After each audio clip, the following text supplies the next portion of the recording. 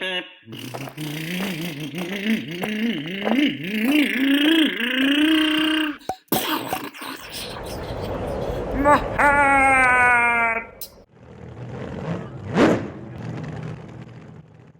this is what the differential looks like inside. So if you were to pop that little pin, then just grab your pliers, take it out, then this would just pull right out, and then you can remove the bearing. You can also remove the little shims, and then just fit the bearing back on, stick this in, fit that shim on there, and then the pin, just slide it in through one of these longer grooves. So these are deep, see they go all the way down. Camera's not focusing. Versus these don't go all the way down, so you want to go through those. And then just slide the pin in with your pliers. Now the whole little Lincoln log system that I was referring to, this is quite simple. You're going to have a shim and a gear. The conical gear is going to go in first, and it's going to face the inside, and then the shim just goes on the outside. And that's the little Lincoln log cutout that I was referring to. So just orient them. Let me grab the other one. Together like this, and they just lock in place, and then they just form a little cross. And then you just slide them in. So that's really all you do. Now for the other plate, it's very, very similar. Just slide this out. Once you slide that out, then this will come out. You'll have a shim. Now you can remove the bearing, and then put the bearing back on, slide this in, shim, pin. And on both sides, it doesn't matter if it's this side or not, it's the same gear. You have this gear, the pin just goes in there, so it just keys in. So you just set it, and that's pretty much it. Now, if you were going to fill this with fluid, you would have to do all of this, right, do that. I'd recommend putting some fluid in, whatever the fluid is that you're planning on using, and then you put the gears on. So, let's go ahead and use some fluid. Now, depending on your results and what you're doing, you will be needing some type of differential fluid, so I'm going to be using this. If you go too thin, it's as if you didn't have anything. If you go too thick, the issue with going too thick is then your car will sort of be sliding one side or the other, so you do need some differential fluid. I mean, you could have a straight axle, but any movement of the front wheels, you have to track it perfectly straight, pretty much, in order for that to work. If not, your car is going to start drifting. So if you own a drifting machine, then just lock up the differential, get a spool. But here we go. So we'll stick these in here. And the process is the same for all others. By Team Associated. So I'm going to go ahead and, so those short ends, I want to place that one first. I'm going to do the short ends first. Oops, slipped out. And you want to make sure that that key piece is facing up. So that's going to be facing up, just like that. And then this will go in, seated. So the next one's going to fit in there. And I'll go ahead and rest it. I'm not really worried about the oil slipping out, but you're going to use that. And again, grab one of those shims. These shims are very important. Do not install them without them. I mean, they're just little washers, really. These will protect the case from the spinning gears. That's their purpose. So we're going to go ahead and fit this just like this, and that'll go in there. And that is it. So you're just going to grab the differential fluid, and you're just going to fill it, there's a bubble, to about 1 millimeter. And whatever excess you get on the side, you will have to clean that. So all of this here, that I will have to clean. Now, you want to make sure that the fluid is even. You want about 1 millimeter, and the reason why is that gear is going to take up space. If you don't do that, then you're going to have too much fluid, so the case is not going to close properly. You're going to end up with a leaky differential. So that's one of the reasons why. So at this point, you can just let it sit a while. Now, this fluid is not the thickest in the world. You could also try putting some fluid in there.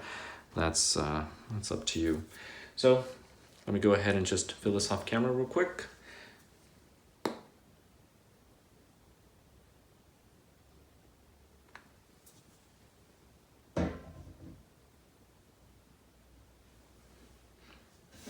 All right, so once you do that, you can go ahead and place the gasket. Now you can place the gasket on the other one, and Team Associated does make some little paper gaskets that you can use instead of this. And then you just set this in, turn the gear, there we go. I just turned the gear just to make sure that all the gears mesh, and this actually closed quite nicely. All right, so you see the differential working. Perfect, so I can go ahead and just close it.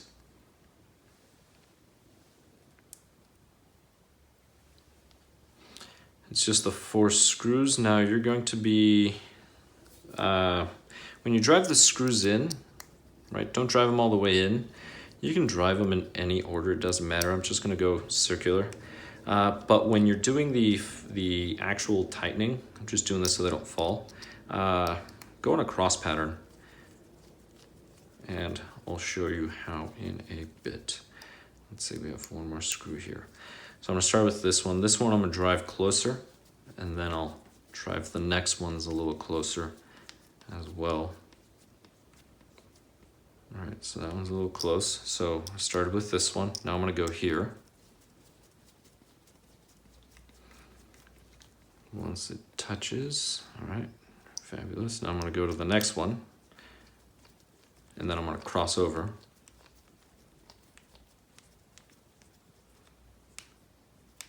Now it's touching, so now I'll go to this one.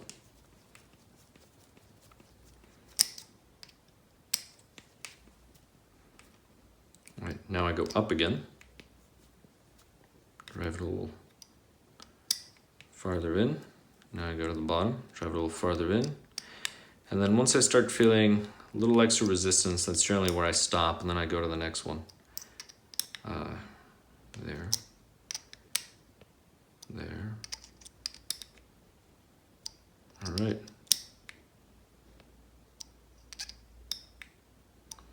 All right.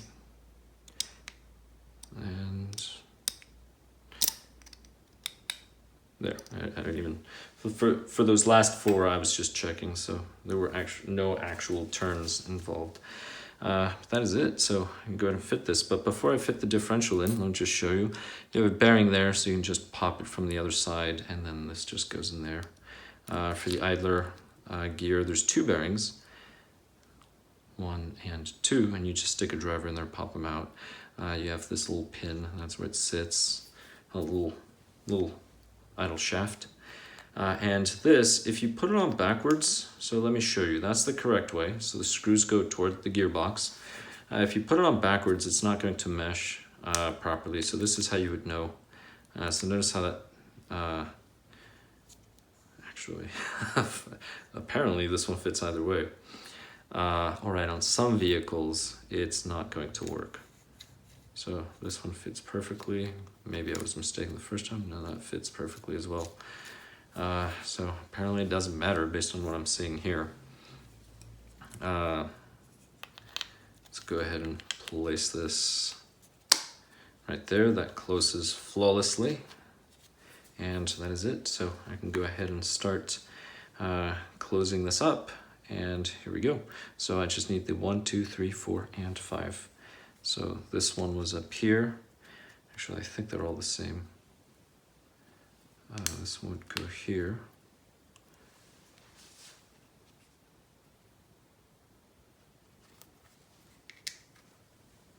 I should just start them. Huh, interesting.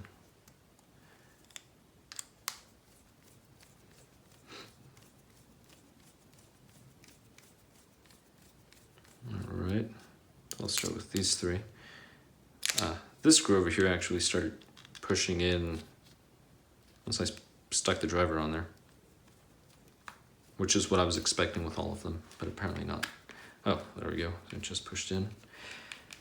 All right, let's grab the other 2 screws. Dun, dun, dun, dun, dun, dun, dun. Here we go.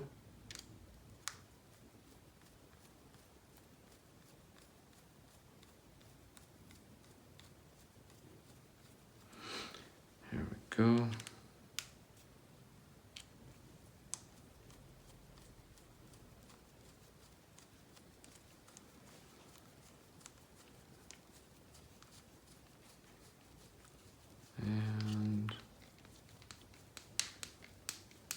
So now I'm going to go ahead and tighten these.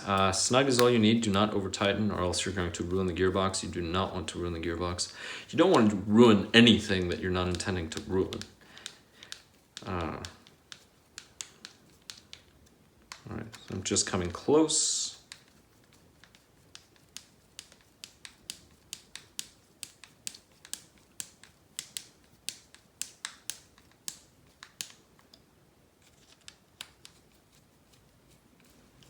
And here we go.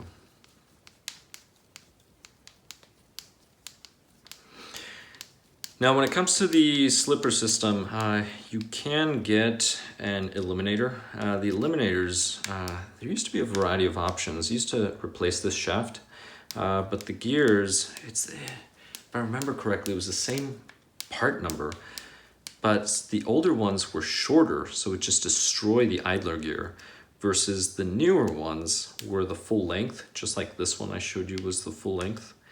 The full length is the one that you want to get, but keep in mind that you do have plastic gears inside, so you may want to run a slipper if you're new. Once you have more experience and you know how to run the car without a slipper, just an eliminator, go for it. Just keep in mind that the slipper's there to take some of that stress out of your drivetrain. One of the nice things are that you do get metal shafts as opposed to thin plastic ones. But there is the gearbox. So now I can go ahead and grab this. So this one will go first. Did I grab the wrong one? Actually, I did not grab the wrong one. They're the same thing. It just wasn't keying in. There we go. Now keyed in, perfect. Now the pads, do not put grease or anything on there. I know it might be tempting to hold it in place, but you don't need to. Sometimes they sort of stick on the spur like they're supposed to, and sometimes they don't. But don't, I mean, you could apply a little bit of adhesive. Just don't apply too much or else then it will be uneven. So these pads will not come into contact with this evenly. So you can just do that. There we go. Something else that you can do, instead of spending money on an eliminator, just tighten the slipper more than you normally would. And that's it. Just drive it all the way in. Right, that'll save you some money. It'll work. I mean, like I said, out of the box, it was very loose. Let's see. I'm gonna leave it somewhat tight on there. I may leave it all the way in after a while, but I'll decide. Okay, so right now I'm just doing 1.5 turns. I may do a video on this, you know, how loose, how tight with the stock setup. But that is it. Now, one quick little thing, if you were paying attention, you really need to put this on before you do all of this. So somebody wasn't paying attention. That is all right. This is pretty easy to do. Yeah, finished, and then I thought, I was like, wait a minute, I missed something. So, sorry, so I guess, you know, so much for making these videos short, I apologize. But here we go. So, if you look at the holes will guide you because they're not spaced out the same. This one's actually farther away, and this one's a little farther. This is the closest one, which is something that is nice, right? You can't really screw this up. I'm sure there is someone out there that will find a way to screw it up, but if you have just a little bit of sense, you'll manage, right?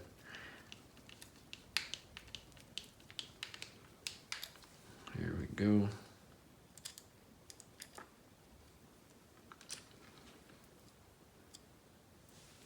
Like, what happens if you can't fit the slightly larger diameter circle into the square hole? You make the square hole bigger. And that's not really using your brain, that's just screwing up a perfectly good toy. Just put the round peg in the round hole.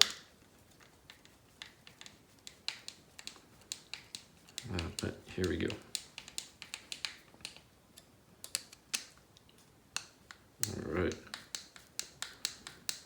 and then I'll put the slipper in again. Now, because I did not move the motor, I do not need to adjust the mesh, which is why I did not take the motor out. That's the reason why. There we go. So everything just falls in place, meshes correctly. So again, the spring goes in first, then this little hat, you'll see it'll just fall into the spring. And we'll just put the nut on there, and again, so I'll do the same thing. Maybe in some other video I'll talk about slipper versus eliminator and which one you should consider. For everybody that's new into the hobby, not used to these, go with the slipper. Then once you learn how to sort of drive and control it, then just tighten it more and then eventually move on to an eliminator. That way you don't damage a bunch of internal parts. That's the reason why, because it also depends on application. Drag cars, eliminators are very popular. Just keep that in mind. Well, thank you very much for watching. I hope you enjoyed this. Please subscribe if you have not, like and comment. I'll catch you in the next one. Thank you for watching. What? Oh, my hair! My tongue! My rod!